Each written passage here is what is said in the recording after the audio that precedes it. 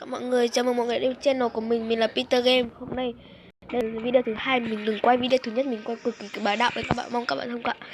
Bây giờ mình sẽ quay P6 con 3. Để biết được tiếng Anh thôi kệ mẹ.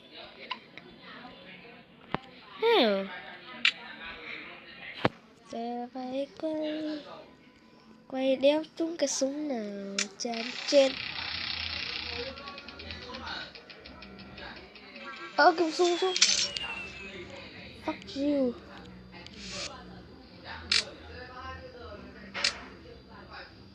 Có thứ ơi, mình càng ấy. Sơ cô té nhỉ. Nữa nhé. Fuck you bitch. Giờ bạn đặt vào game.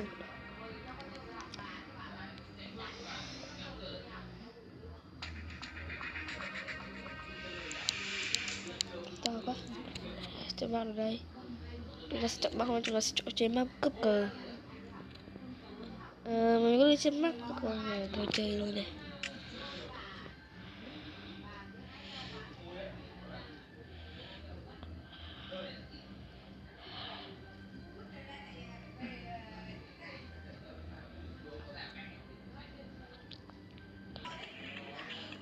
Thế mình phải đợi hơn mấy phút thì mình vào. Ui dồi, bây giờ vào thôi.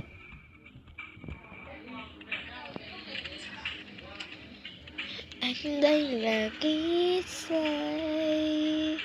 Bấy lại không chúng đi cấp cờ. Ui giời đất ơi. Thế này thì quá nhàn hạ rồi nhé. Sao gọi là ui giời ơi. Bắt đầu cờ. Nó nấp. Cờ đâu? Chưa có. Sao? Nhờ thua. Ui giời ơi. Ui té cái này.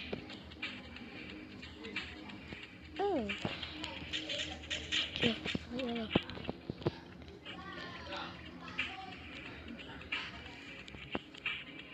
Rồi đi thôi. Đấy. Ok. Bên đây là chỗ cờ ấy.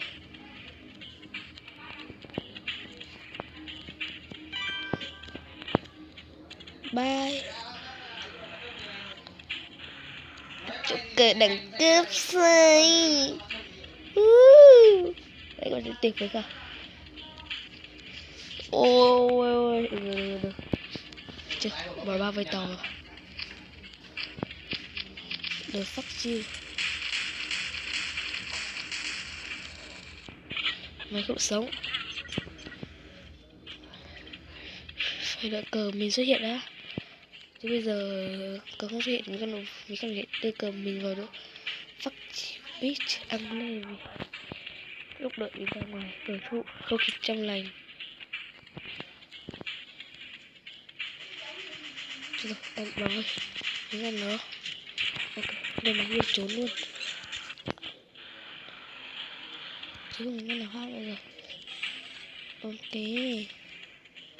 Đưa. Rồi, con họ chui ra không có cờ nhưng còn với cả mất cờ hơn tốt. Mở đau lắm.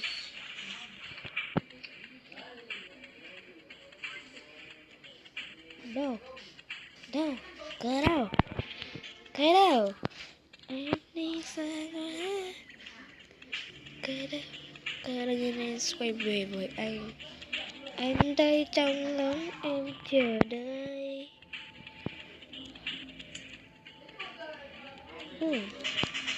Để fuck you bitch I'm Levi.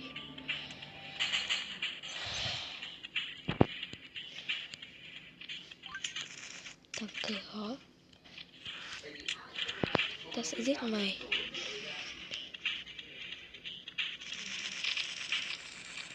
Nó đạo chưa?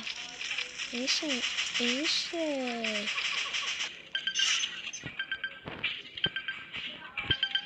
Hồi máu. Chết rồi. Để tự động mày quên. No, it's me. Đừng. Mẹ ơi, nhớ đâu. And help me. Sợi bị trường con rơi quá tuyệt vời. Đấy mình nhất thêm biết điều. Thôi rồi và bao khác vậy.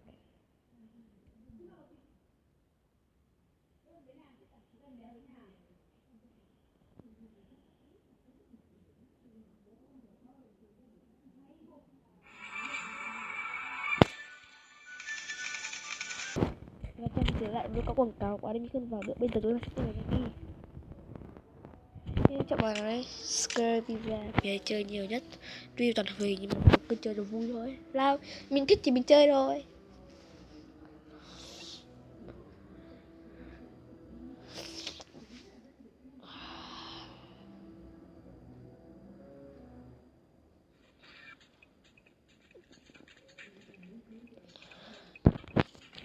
Bây giờ 4 chơi. Ok. Đấy làm cái gì? Thế chết rồi. Thế chết đúng không? Bụng được chặt ra thì ăn nhiều mỡ lắm. Ê, ê, mình ngu ấy nhỉ. Ngu đấy. Rồi.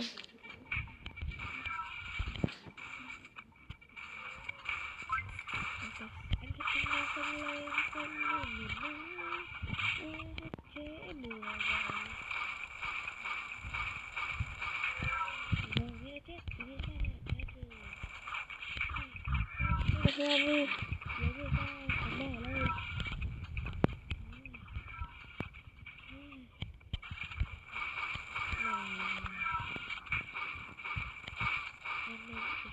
một cái cười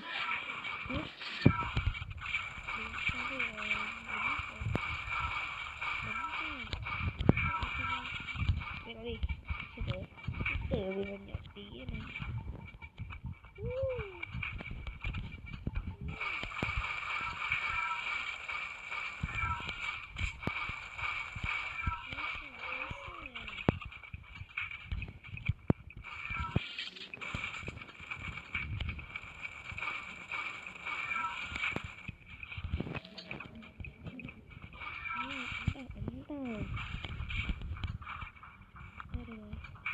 và xin và thôi bây giờ mình xin cái video này nếu các bạn thích thì hãy nhớ like share và subscribe để ủng hộ tiếp các video mới nhất của mình thôi xin chào các bạn.